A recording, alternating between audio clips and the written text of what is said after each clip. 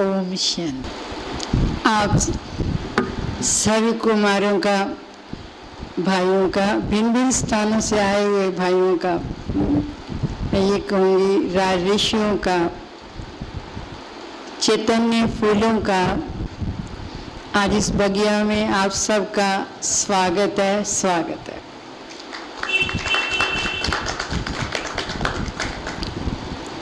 आप जितने भी कुमार भाई हैं, जिसको हम तपस्वी कुमार कहेंगे, तपस्या करने के लिए आप सभी एकत्रित हुए हैं।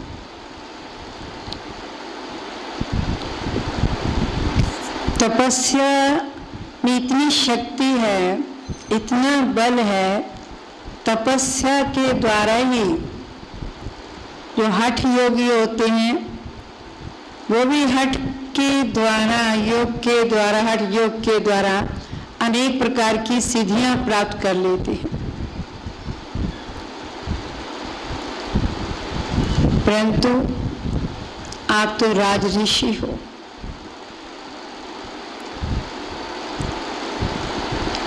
राज ऋषियों को योग सिखाने वाला कौन है? कोई व्यक्ति नहीं है।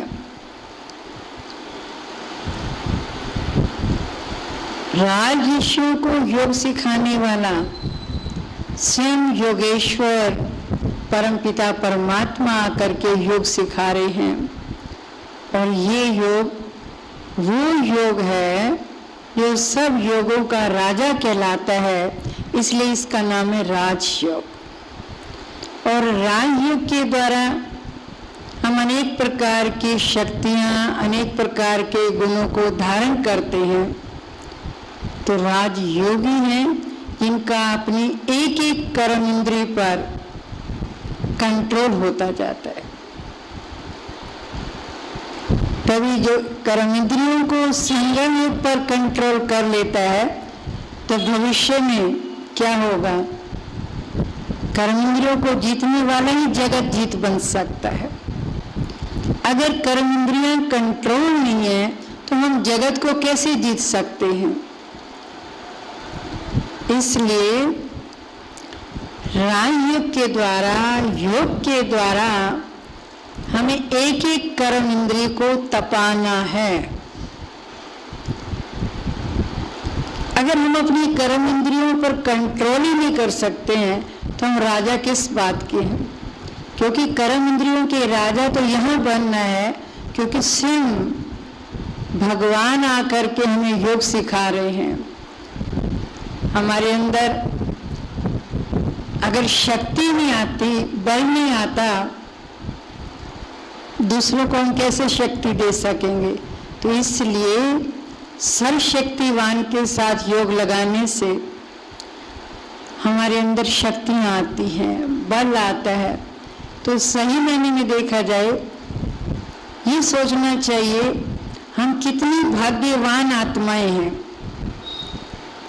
हमें कौन पढ़ा रहा है, हमें कौन शिक्षा दे रहा है। हम साधारण आत्माएं नहीं हैं। देखने में भले ही साधारण है, परंतु साधारण होते हुए भी हमारे जो कर्म हैं वो क्या होने चाहिए? विशेष होने चाहिए, प्रेरणादायक होने चाहिए। क्योंकि साधारणता में अगर देखा जाए, अगर हमारे कर्म आज देखो, दुनिया के अंदर भी आप देखो, जितने भी महान पुरुष हुए हैं उन्होंने दुनिया को किस आधार से झुकाया? धन दौलत के आधार से, पदवी के आधार से, पैसे के आधार से, पद के आधार से नहीं झुकाया है। उन्होंने दुनिया को जो झुकाया है वो गुणों के आधार पर झुकाया है। हम देखेंगे विवेकानंद, चाहे वो 18वीं सदी के अंत के भी हैं, कितने प्रतिभाशाली थे, कितने उच्च कोटि के विचार लिए हुए थे। देखो, जब वो विदेश में गए,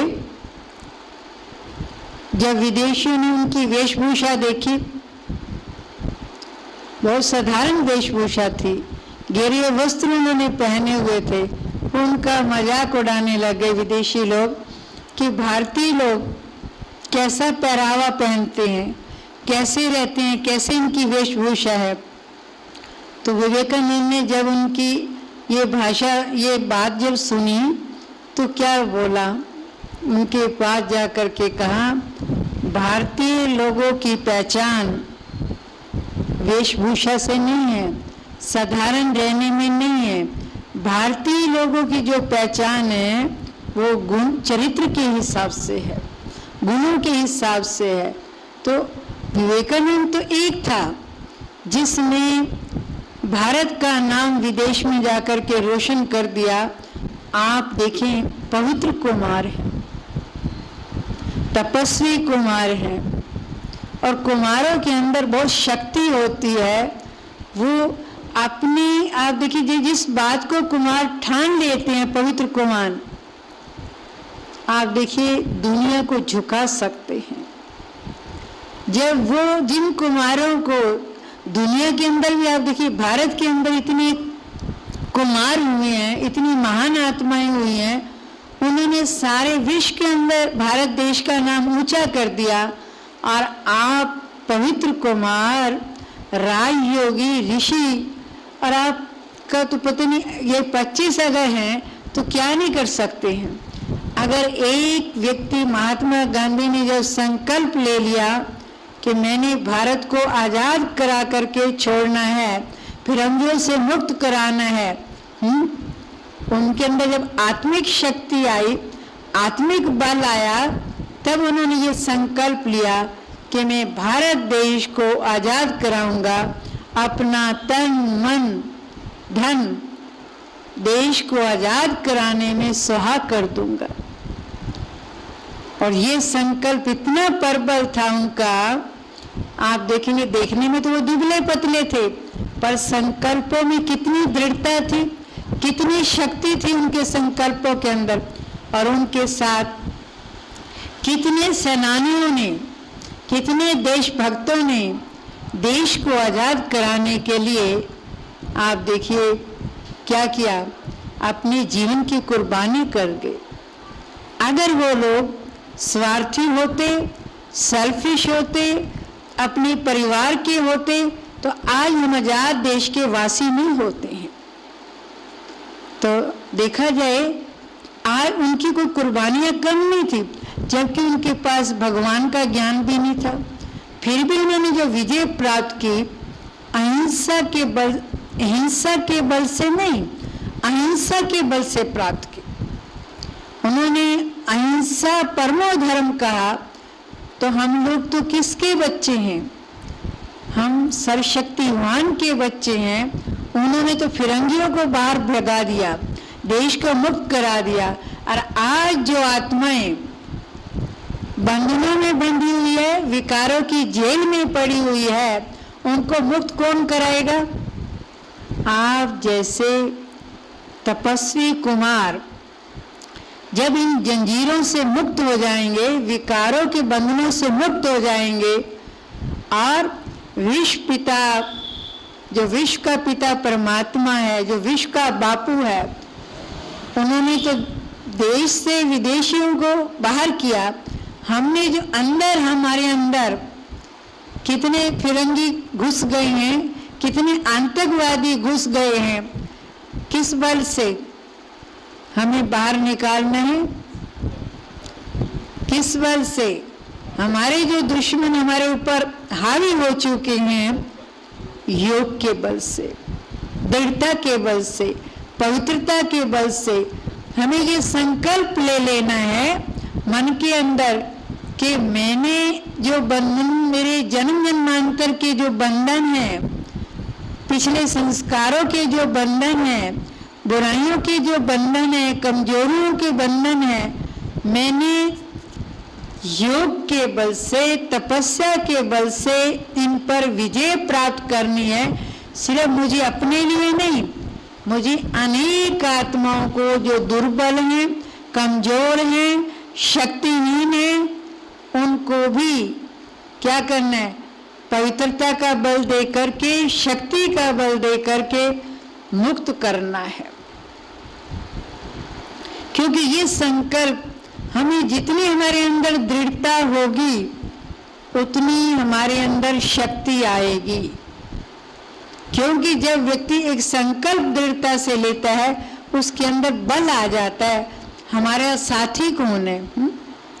हम कोई हमारा साथी दुर्बल नहीं है, कोई देहधारी मनुष्य नहीं है। हमारा साथी सर्वशक्तिवान भगवान है। जब उसका हाथ है, साथ है, तो हमारी हार कैसे हो सकती है? हमें मन से कभी हारना नहीं चाहिए। कहते हैं ना, मन के हारे हार हैं, मन के जीते जीत। जब मन से हम जीतते हैं, और वो कैसे जीतेंगे? जब हम संकल्पों के अंदर शुद्ध संकल्प लाएंगे, समर्थ संकल्प लाएंगे, शक्तिशाली संकल्प लाएंगे। कमजोर संकल्पों को अपने अंदर से, कमजोरियों को निकाल देना है। हम चल सकेंगे, नहीं चल सकेंगे, बन सकेंगे, नहीं बन सकेंगे। जीवन की लंबी यात्रा है, हम कैसे चलेंगे? हमारे सामने कितने एग्जाम्पल हैं। एक दिल्ली है, यहाँ पर कितने कुमार भाई हैं, और वो कुमार बाबा के टाइम के कुमार हैं। पता है कौन कौन से कुमार हैं दिल्ली में? सबसे पहले आप देखिए हमारे सामने कौन थे? भ्राता जगदीश जी, वो भी तो कुमार थे। इन्होंने कितनी पुस्तकें लिखी, कितना साहित्य लिखा, और उनके साहित्य में कितनी शक्ति जो पढ़ते हैं वो विचारों को बदल जाते। उनके विचारों में देखिए विचारधारा को बदल देती है। कारण जब मेरे विचारों में शक्ति, श्रेष्ठ शक्ति है, तो मेरे संकल्पों का प्रभाव जरूर दूसरों पे पड़ेगा। आज वो जमाना नहीं है जो हम किसी को कहें और मेरे जीवन में स्वयं वो चीज नहीं है, मैं अंदर खुद भयभीत हूँ, मैं खुद डर रही हूँ, तो मैं दूसरों को कैसे डर निकाल सकती हूँ दूसरे का? तो हम देखते हैं ये बहुत महान आत्माएं हैं। आप देखिए उस जमाने के, तब आप लोग पैदा भी नहीं हुए होंगे। उन्होंने, ब्रह्मा बाबा ने तो अपनी एक एक हड्डी यज्ञ में लगा दिया, अपना सब कुछ स्वाहा कर दिया। कितने मास्टर ब्रह्मा बन गए। अगर ब्रह्मा बाबा स्वयं नहीं करते, दूसरे कभी नहीं करते। तो हमारे भ्राता जगदीश जी आज वो नहीं है, फिर भी वो अमर है। उनकी जीवन गाथा प्रेरणा देती है, बल देती है, शक्ति देती है कि हमें नाज होना चाहिए कि हमारे दिल्ली के अंदर इतने बाबा के लाल पड़े हैं। उसके बाद आप देखिए भ्राता ब्रिजमोहन जी, कितनी उपाधियों से आप जगदीश भाई को देखिए, कितनी उपाधियां मिली। संजय की उपाधि और क्या क्या उपाधियां बाबा ने दी होंगी। ऐसे ब्रिजमोहन भाई को, उनको गणेश की उपाधि देते। कोई इन लोगों के आप देखिए कितनी सेवाएं की है इन्होंने। ऐसे उनके लिए क्या कहेंगे? सिर्फ करोल बाग के भाई भ्राता जी या ओआरसी के भ्राता जी, भारत के ही नहीं देश विदेश के भाई। मैं एक बात कहूंगी, जब हमारे अंदर ये बात रहती है बस हम सीमित स्थान के हैं, ये हमारा स्थान है,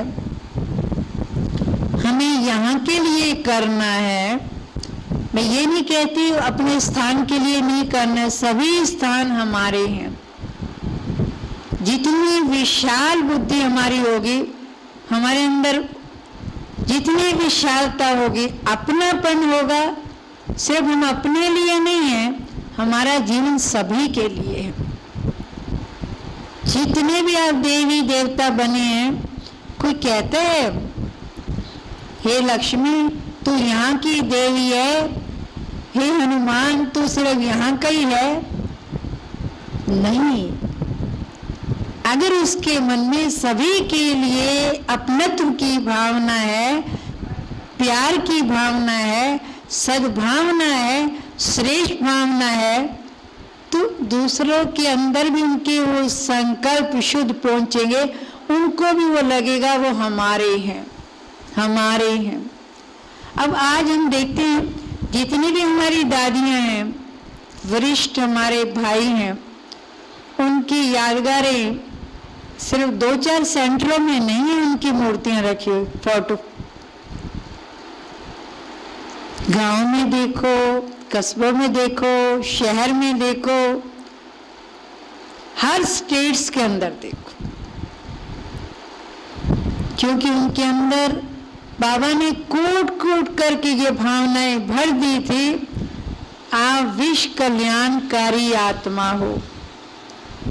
सिर्फ हम रटते नहीं रहे, हम विश्व कल्याणकारी हैं, विश्व कल्याणकारी हैं। सचमुच में मेरे भीतर, मेरे अंदर विश्व कल्याण की भावनाएं भरी हुई है, विश्व कल्याण के प्रति है। ये थोड़े से स्थान के लिए, थोड़े से स्थान के लिए होंगे तो हमारी पूजा भी थोड़े से स्थान वाले करेंगे। उसका कारण हम ये नहीं कहते गुलजार दादी हमारी है, सभी कहते हैं गुलजार दादी हमारी है, जानकी दादी हमारी है, प्रकाश मणि दादी हमारी है। क्यों? उनके अंदर आत्मीयता थी, सभी के लिए प्रभु प्यार था, सभी हमारे हैं, हम सभी के हैं। कोई ये न कहे इस सेंटर का भाई है, बहुत खराब लगता है। जब ये भगवान के बच्चे हैं, इस सेंटर का है, उस सेंटर का है, क्या क्यों हो भाई? आज तो स्थानों में जाएंगे, स्टेशनों देखते हैं, गाड़ी के अंदर यात्रा करते हैं, जा रहे हैं मधुबन में, ये हमारा भाई नहीं है, ये हमारा भाई है। भगवान दादी ने कहा विश्व बंधुत्व काम दिवस मनाएंगे 25 अगस्त, सारा विश्व हमारा परिवार है, चाहे वो किसी जाति का है, किसी बिरादरी का है, किसी भाषा का है। और हमारे अंदर ये भावना अगर है, हम भेद की सेवा कर सकते हैं, कर सकते हैं। ये तेरा है, ये मेरा है, ये अपना है, ये पराया है। इन भावनाओं को मिटाना होगा, तब दूसरों को ये हमारे प्रति लगेगा, आत्मीयता हमारे अंदर देख करके ये लगेगा ये हमारे हैं, ये हमारे हैं। एक बारी की बात है, हम मधुबन से आ रहे थे तो मेरे साथ भ्राता रामनाथ जी भी थे, जो ट्रांसपोर्ट ट्रैवलिंग के कोऑर्डिनेटर हैं। तो हमारे उस ग्रुप में कुछ ऐसे बाहर किसी आश्रम की माताएं थी, उनकी सीट बर्थ नहीं थी, पर उनकी सीट जो बर्थ थी का थोड़ी देर के लिए हम बैठ जाए भाई साहब ने कहा बैठिए भाई साहब, खड़े हो गए। वो सारा उस समय ट्रेन सुबह चलती थी, 8 दिन में भी ट्रेन में, रात को भी ट्रेन में, सुबह ही हम दूसरे दिन पहुंचते थे दिल्ली। वो सुबह की बैठी, सुबह बीत गया, पूरी रात बीत गई, वो खड़े रही। और उतने ही नहीं, उन्होंने अपनी 2-4 माताएं और बुला ली, कुछ नीचे सो गई, कुछ ऊपर सो गई। वो ये भी भूल गए कि जिनकी बर्थ है उनको न दे करके हम ये बर्थ स्वयं इस्तेमाल कर रहे हैं। परंतु भ्राता रामनाथ जी ने एक बार ये नहीं कहा है कि मैं सारा टाइम खड़ा हूँ, आप मेरी जो सीट है वो छोड़ दें। परंतु उनके अंदर क्या था, ये हमारी माताएं हैं, ये हमारी बहनें हैं, अगर हम नहीं भी एक दिन सोएंगे तो क्या होगा?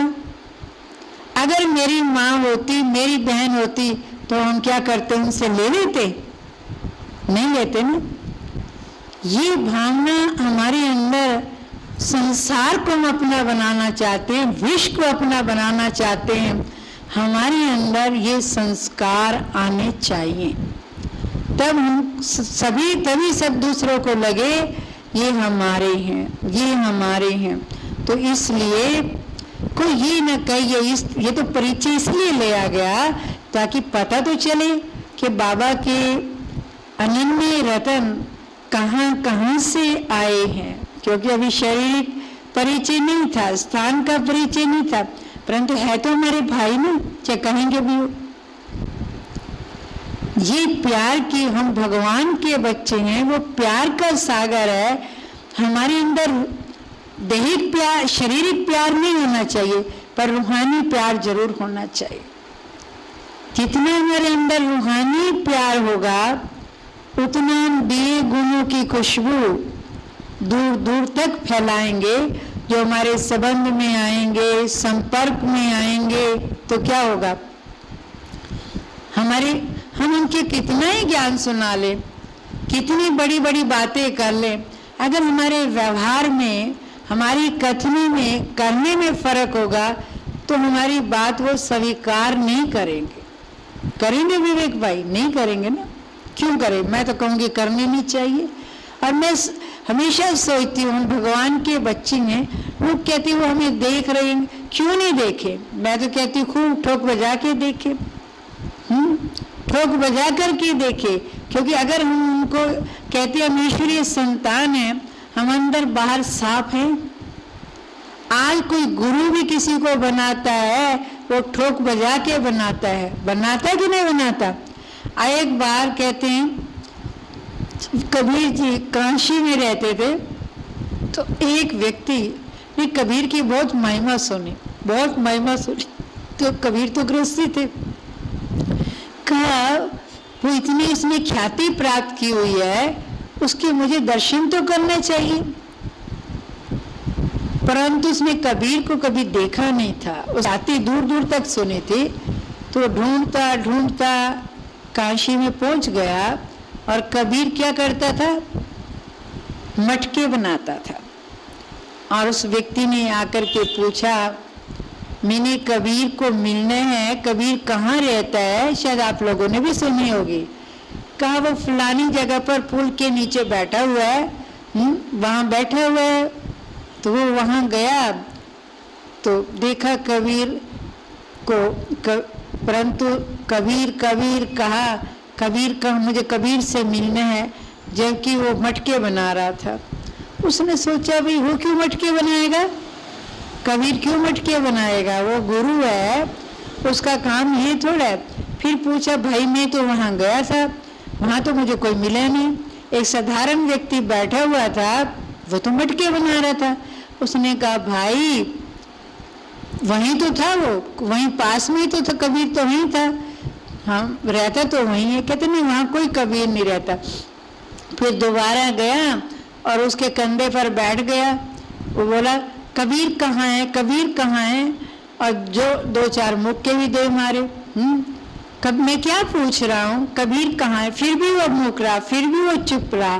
कहा कि कबीर को उसने ऐसे झकझोर दिया। तो कहा, उसने कहा मैं कबीर हूँ। उसने कहा ओहो, जिसको मैं मिलने के लिए आया था उसको मैंने झकझोर दिया और मुक्के भी लगा दिए।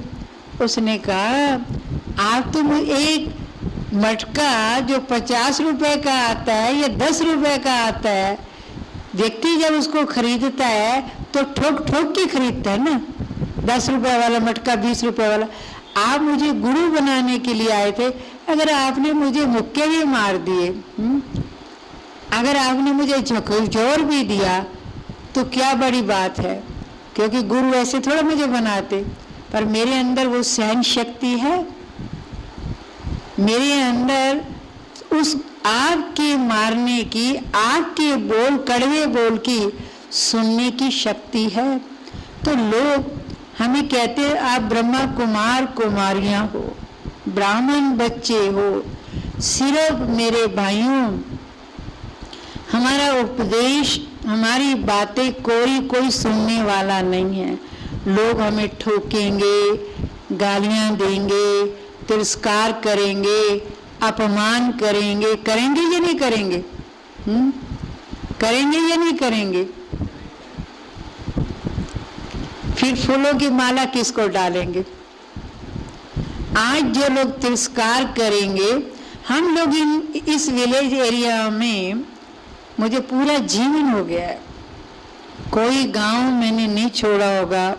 65 गांव भाई रामनाथ भाई और हमने काफी पैदल यात्राएं रही। आज तो बहुत अच्छे बन गए हैं, बहुत कच्चे रास्ते थे। 817 नंबर बस आती थी कोड़िया पुल से, और उसमें हमारी जीवन की यात्रा चलती थी। जो साईं बाबा का मंदिर है, वहाँ से हम पैदल जा कर के अलग अलग गांव में, कभी डिचाओ में, कभी नीलवाल में, कभी पंडवाला, कभी जटीकरा, शिकारपुर, दौलतपुर, अनेक गांव के अंदर हम जाते थे। परंतु जब हम जाते थे तो आप देखिए, उस समय इस इलाके में बड़ा विरोध था। कई बार तो आप देखोगे, जब प्रदर्शनी लगाते थे हम लोग, आंखों में मिट्टी डाल देते थे, मुख में मिट्टी डाल देते थे, चित्रों को फेंक देते थे। क्या हमने उनके इस भय में आ जाते? चित्रों को तोड़ देना, मिट्टियां डाल देना, गंदी गालियां देना। अगर हम डर जाते, भयभीत हो जाते, इस इलाके में हम सेवा नहीं कर सकते, क्योंकि भगवान ने अगर राजपाट देना है वो ऐसे नहीं देगा। हमारी परीक्षाएं तो होंगी। अगर हम परीक्षा में घबरा जाते हैं तो हम शक्तिशाली कहाँ हैं, शूरवीर कहाँ हैं? क्या क्या लोग नहीं बोलते थे, गंदी गालियां, परंतु हमें कभी बुरा नहीं लगा है, क्योंकि हम प्रभु का काम करने के लिए आए हैं, ईश्वर का ज्ञान प्रसाद बांटने के लिए आए हैं। जरूरी नहीं कि सभी खुशी से स्वीकार करेंगे, है तो उसमें लोग विरोध तो करते हैं। और आप जैसे, आप देखिए, ये युवा हैं, पता नहीं कितने पेपर्स, कितनी बातें आप लोगों के सामने आएंगी, आ रही हैं, आती रहेंगी। परिवार का विरोध भी होगा, रिश्तेदारों का विरोध भी होगा, और आपके दोस्त भी आपका मजाक उड़ाएंगे। परंतु आपको बहादुरी से मुकाबला करना है, डरना नहीं है। किसका कार्य कर रहे हैं, वो बैज वो आप देखेंगे, अपना लगा के भी रखेंगे, और हमेशा वो कहेंगे, आपको पता है मैं किस पार्टी का हूँ, मैं किस पार्टी का हूँ। उनको जो स्थायी भी नहीं है, उनको इतना नशा रहता है, हम किस पार्टी के हैं, किसने हमको सिलेक्ट किया है, किसने हमको चुना है। ये स्मृति सदा रहनी चाहिए कि मेरा कितना ऊंचा भाग्य है, इतनी करोड़ों आत्माओं में से भगवान ने मुझे सिलेक्ट किया है। ये नशा रहता है। या मेरे दोस्त मेरा मजाक उड़ाते, तो ब्रह्मा कुमारी आश्रम में जाते हो, डर तो नहीं लग जाता? किस बात का डर? लोग बुरा काम करने से नहीं डरते हैं। हम अच्छा काम कर रहे हैं, अपना कल्याण कर रहे हैं, विश्व का कल्याण कर रहे हैं, परमार्थ का कार्य कर रहे हैं, हमें डर किस बात का? डर तो बुराई का होना चाहिए। जब हम कोई पाप कर्म नहीं कर रहे हैं तो डर किस बात का? क्योंकि जब ये स्मृति रहती है, वाह मेरा भाग्य, भगवान ने मुझे इतनी करोड़ों आत्माओं में से चुना है, मैं विशेष आत्मा हूं। भले लोग मुझे विशेष नहीं समझते हैं, परंतु भगवान की नजर मुझ पर पड़ी है, तो मुझे पत्थर से पारस भी वो बना देगा। लोहे जैसी आत्मा को भी वो पारस में नहीं बना देगा। तो आप देखो, भगवान की हम ये नशा रहना चाहिए, वाह मेरा भाग्य, वाह मेरी कितनी ऊंची तकदीर है कि किसका मैं हूँ, किस कार्य के लिए मैं इस दुनिया पर अवतरित हुआ हूँ, तो कितना बड़ा हमारा भाग्य है। कभी घबराना नहीं चाहिए, हताश नहीं होना चाहिए। पेपर्स तो अब आप लोगों के पेपर शायद इतने नहीं आएंगे। जो पुराने बाबा के बच्चे हैं, मुझे याद है घरों में जब इनमें कोई फंक्शन होता था, इनविटेशन कार्ड देने के लिए जब जाते थे, क्या करते थे, गला यहाँ से पकड़ते थे और पटक मारते थे, लेते भी नहीं थे और ऐसे पटक देते थे। क्या उन्होंने बाबा को छोड़ दिया? अरे बाबा हम तेरी सेवा नहीं करेंगे। एक तो आपका निमंत्रण देने जाते हैं, दूसरा हमारे देखो पटक के मार देते हैं। पहले के जितने भी बच्चे हैं उन्होंने मारे खाई हैं। यादगारें उनकी नहीं बनेंगी। जब बापू गांधी की यादगार बन गई, लाल बहादुर शास्त्री की यादगार बन गई, सरदार पटेल वल्लभ भाई की महान विभूतियों की बन गई, ऐसे मनुष्य आत्माओं के मंदिर तो आप लोगों के बनेंगे। ये किसकी याद दिलाते हैं ये मंदिर? अगर ध्यान से देखो, ये सब आप लोगों की यादगारें हैं, जिन्होंने दिव्य कर्म, श्रेष्ठ कर्म भगवान के साथ मिलकर के, कंधे के साथ कंधा मिलाकर कर्म किए। अगर उनके मंदिर नहीं बनेंगे तो बनेंगे किसके? उन लोगों के तो स्मारक बन रहे हैं, पुल बनते हैं, नगरों के नाम बनते हैं महान पुरुषों के, और हम सबके क्या बन जाएंगे? क्योंकि हम अपने आप को क्या बना रहे हैं? पुरुषार्थ करके क्या बनाते हैं? हमारा हम ये वास्तव में इस देह को मंदिर बनाना है। मंदिर ऐसा नहीं बनेगा।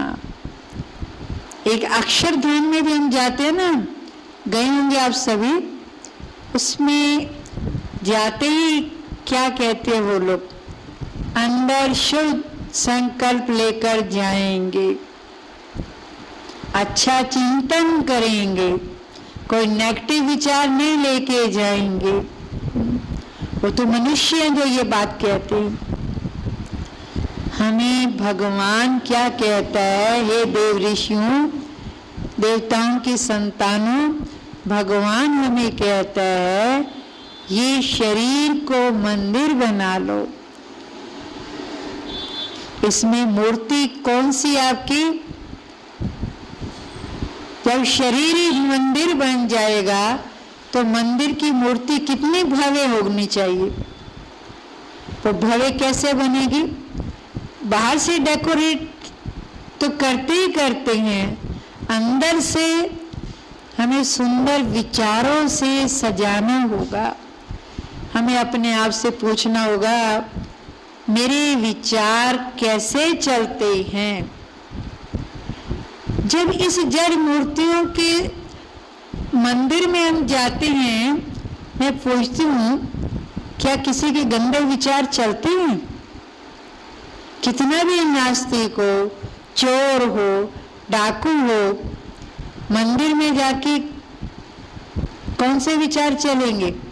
शुद्ध विचार, पवित्र विचार, निर्मल विचार, शांत विचार, संतोष वाले विचार, दिव्य गुण वाले विचार।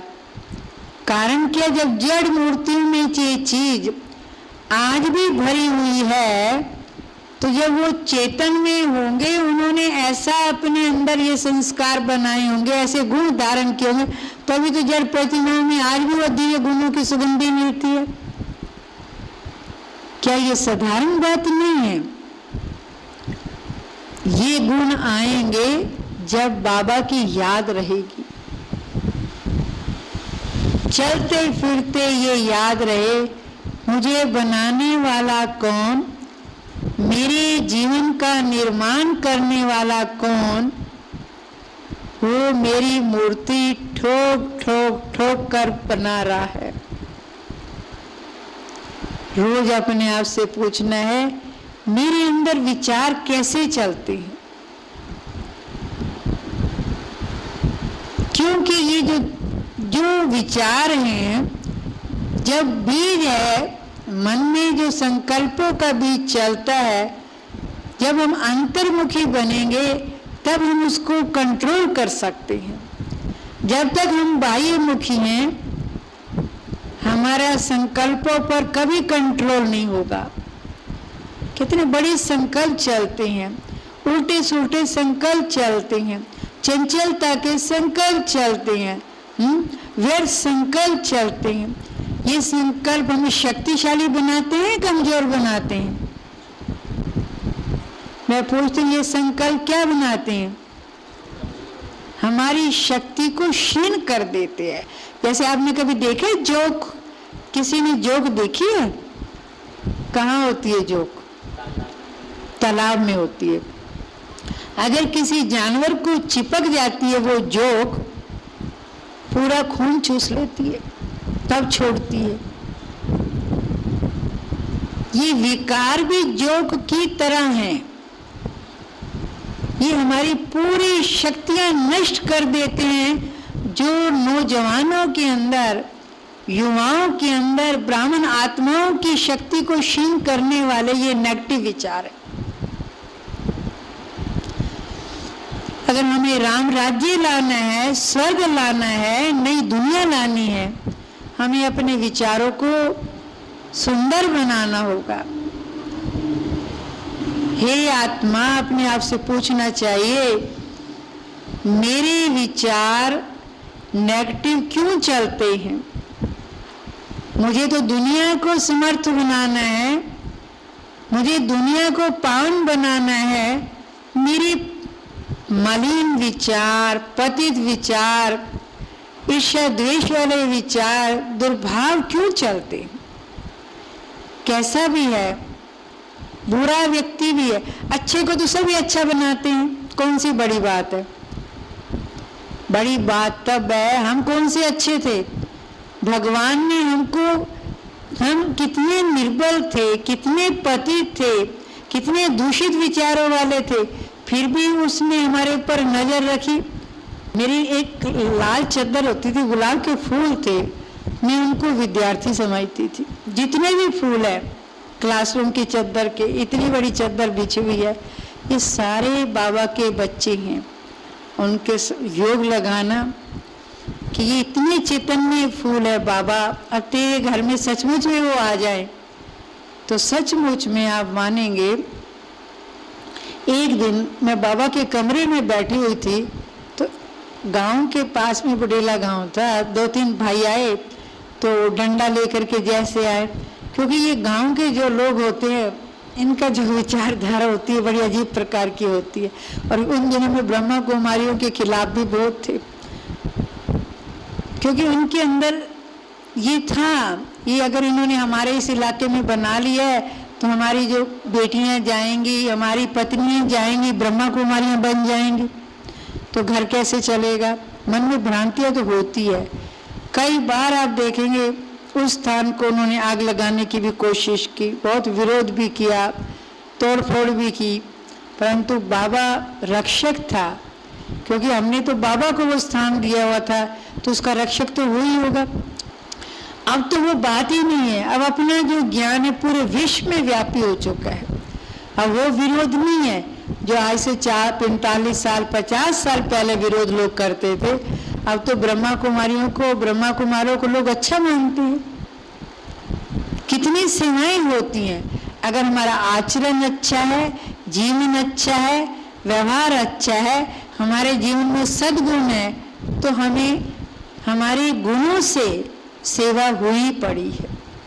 और आप जैसे ऐसे कुमार अपने स्वपरिवर्तन से, चाहे ऑफिस में काम करते होंगे या कुछ हो सकता है इसमें पढ़ने वाले विद्यार्थी भी होंगे, जिस जिसके संपर्क में आएंगे आपके संग से अनेकों को रंग लग जाएगा। जब एक महात्मा गांधी अनेकों को बदली कर सकता है, अपने संग का रंग लगा सकता है, यहाँ इतनी जुआ बड़ी खुशी की बात है। हमारे यहाँ पंडवाला गांव में हम जाते थे, जब कहते इस रास्ते से, हम कभी खाना भी वहाँ पेड़ों के नीचे खाते थे, तो कहते थे इस रास्ते से पांडव लोगों ने यात्रा करके निकले थे। अब बात बुद्धि में आती है, पांडव कोई और थे क्या? भगवान की आप जैसे प्रिय बच्चे, प्रिय आत्माएं जो अलग अलग स्थानों पर आप जाकर के तपस्याएं कर रही हैं, क्या इनके वाइब्रेशन, पवित्र संकल्प असर नहीं करेंगे? एक कुमार योग लगाता है, उसका प्रभाव रहता है उस स्थान पर। जहाँ इतने कुमार योग लगाएंगे तो वायुमंडल को बदली कर देंगे या नहीं कर देंगे? कर देंगे ना। शास्त्रों में कहानी है किसकी? ब्राह्मणों की। वो और ब्राह्मण नहीं, आप सभी ब्राह्मणों की कहानियां बनी हैं, आपके चरित्रों के वर्णन है। तो जब ये समृद्धियां हमें रहती हैं तो हमारा पुरुषार्थ धीमा हो कैसे सकता है? परंतु हमारा पुरुषार्थ धीमा न जाए उसके लिए कुछ बातें हमें ध्यान भी रखनी चाहिए। सबसे बड़ी बात है, हमें मर्यादा पुरुषोत्तम बनना है तो हमारा जीवन मर्यादा वाला होना चाहिए। अगर जीवन में मर्यादाएं हैं, श्री राम को मर्यादा पुरुषोत्तम कहते हैं, श्री कृष्ण को मर्यादा पुरुषोत्तम कहते हैं। द्वापर युग के लोगों को, कलयुग के लोगों को मर्यादा पुरुषोत्तम नहीं कहेंगे। मर्यादाएं मतलब जो ईश्वर ने हमें मर्यादाएं दी है, सुबह से लेकर रात्रि तक हम उन नियमों का पालन करते हैं।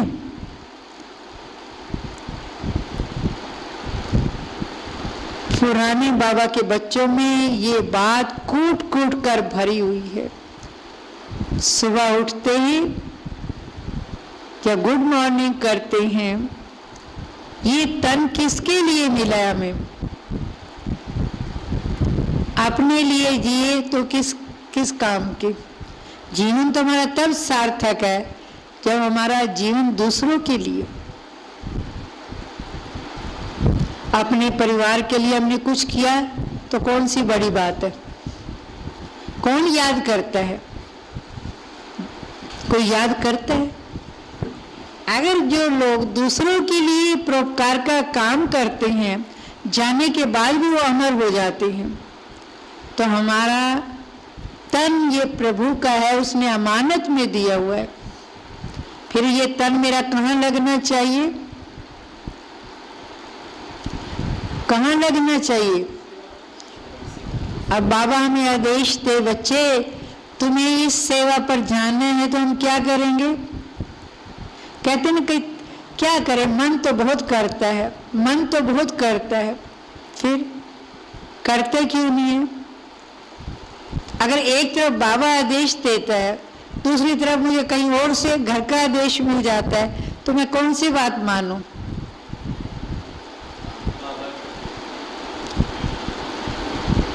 क्योंकि जब हम कहते हैं तन से भगवान के हैं, तो ये तन मेरा नहीं है। हमने भाई साहब का देखा है, जब से इस ज्ञान में आए, सिर्फ कहने मात्र नहीं, ये तन प्रभु का है। शुरू से लेकर के आज तक ये तन प्रभु की सेवा के लिए हमने कभी उनको लौकिक जीवन में, परिवारों में नहीं देखा। चाहे उनके छोटे भाई बहनों की शादी हुई, कभी परिवारों में नहीं गए, ना उनका धन परिवार वालों ने लिया, वो उनको सेंट समझते हैं। माँ बाप कहते ये भगवान का बन गया है, ये भगवान का बच्चा है। उन्होंने बल्कि अपना जो प्रॉपर्टी थी वो भी भगवान के कार्य के लिए दी, अपनी तो भाई साहब ने लगाया ही लगाया। क्यों हुआ भाई? जब उन्होंने अपने आप को सर्वस्व भगवान पर अर्पित कर दिया। ये तन शुरू से लेके कितने कार्य हुए उन्होंने, कभी ये सब आप देखेंगे कितने विभागों को संभाला होगा, परंतु मान शान में नहीं रहे। मेरा नाम हो, मेरा मान हो, मेरी शान हो, काम किया चले गए। क्योंकि जब हम मान शान में रहते हैं, नाम हो, मान हो, शान हो, मिलेगा तो हम खुश हैं, नहीं मिलेगा तो हम फां हो जाएंगे। परंतु उसमें देखने में आता है संतुष्ट कितने रहते हैं। कुमार है वो। कभी हमें भी ये कहते हैं इन चीजों से ऊपर हमें देने वाला कौन है? हम किसका काम कर रहे हैं? हम किसी व्यक्ति का काम कर रहे हैं। मेरा इसके सामने नाम हो, मेरा इसके सामने नाम हो, मुझे लोग जाने, मेरा परिचय हो, ये चीजें हमें डुबोती भी है। जब हम इन चीजों के मान शान के पीछे लगे रहेंगे, हम पुरुषार्थ नहीं कर सकेंगे। जिस दिन हमें अगर हमारा नाम नहीं है तो हम ठंडे हो जाएंगे, हम सेवा नहीं करेंगे। जो करते हैं ना, जिनको मिलता है मान शान, वही करें। हम क्यों करें? वही को रखो ना आगे।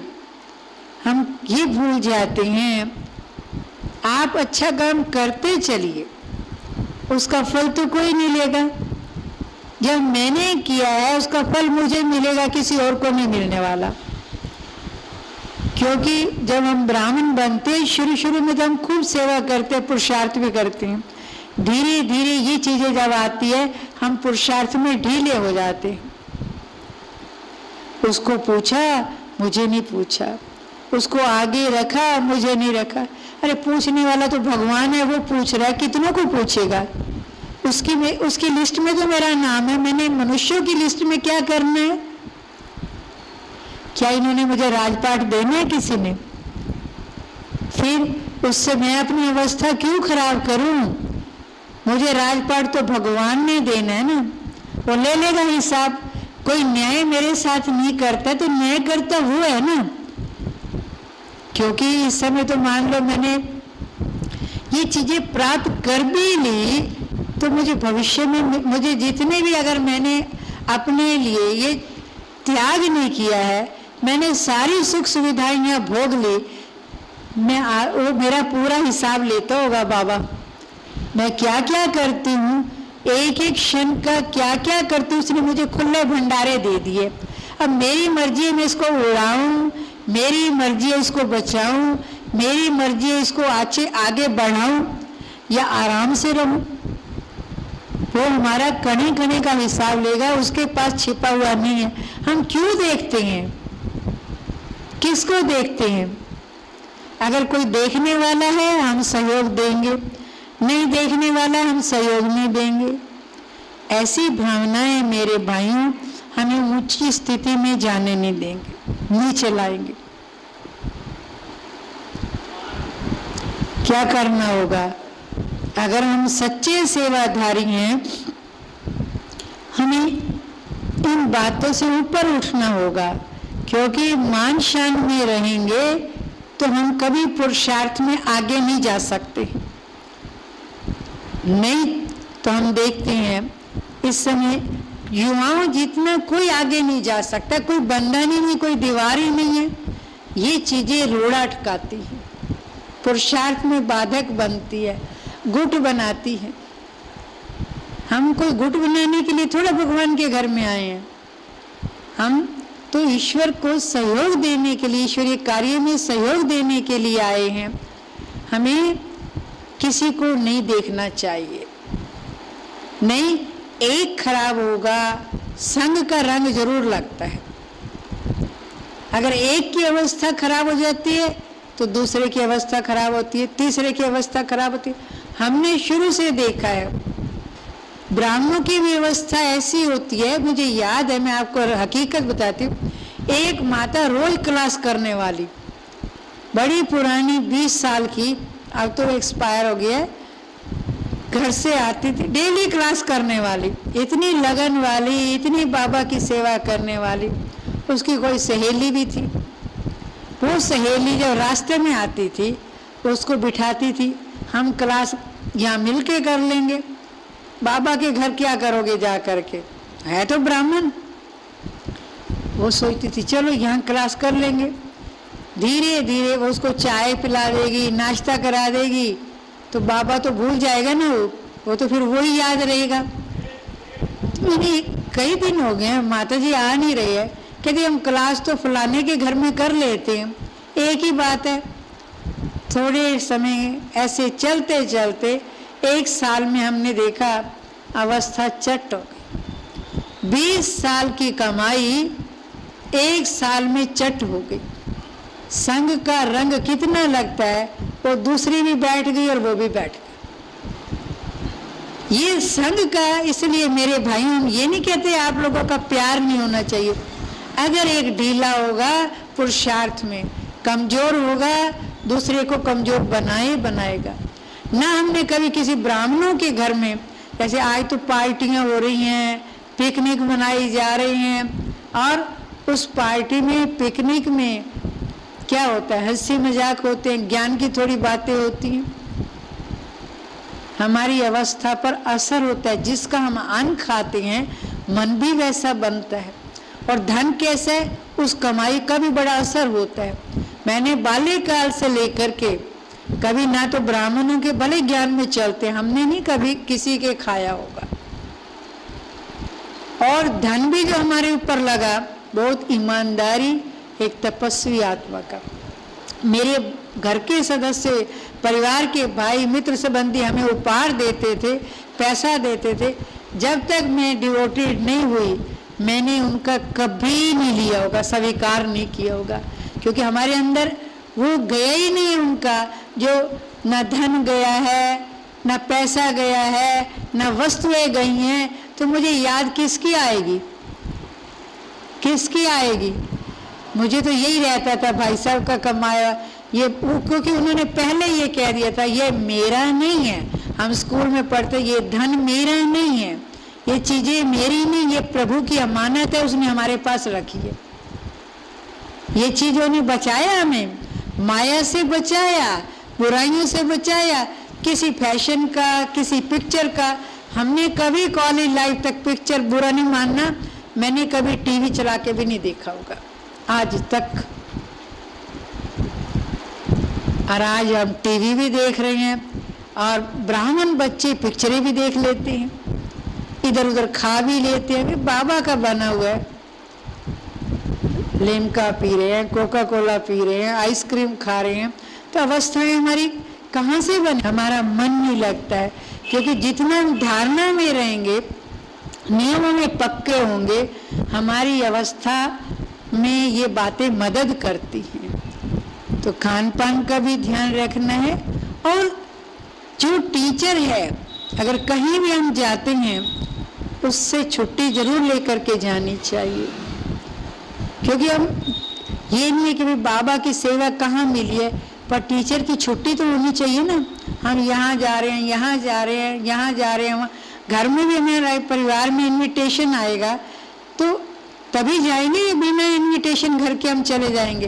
किसी ने बच्चे को कहा आप आ जाना और वो चला जाए, और माँ बाप को इनविटेशन है, वो इनविटेशन आए तो बाबा के घर आना चाहिए, नहीं आना चाहिए।